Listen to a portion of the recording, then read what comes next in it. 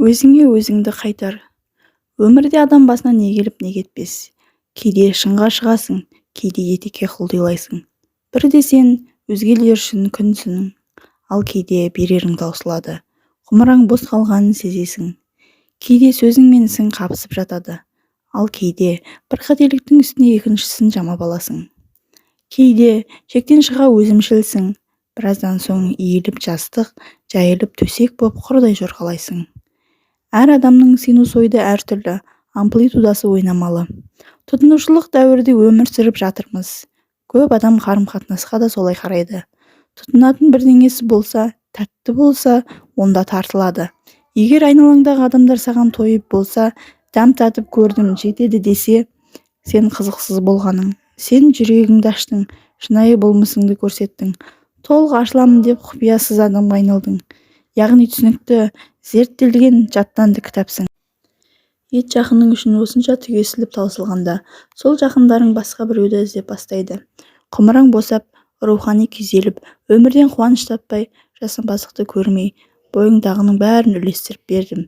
Жаңа ештеңе тудыра алмай қалғанда, кімге керексің, кім сені байқай қойсын?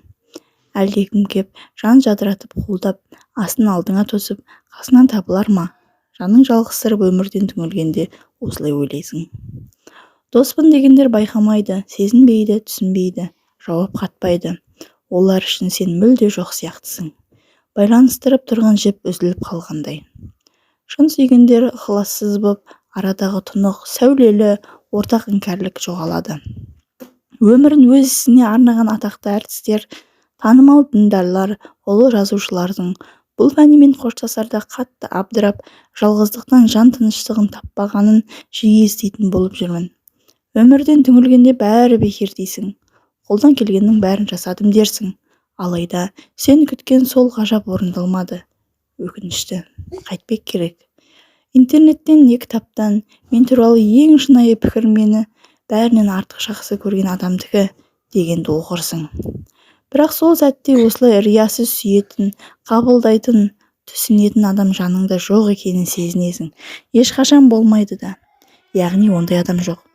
Сол үшін ерте тұрғың келетін, бірдеңе істегің келетін, өмір күресінге лақтырғанда сені қолдайтын, қолпаштайтын, көмек қолын созатын адам мүлде жоқ. Жан дүниеңнен бір вертикал сызасың.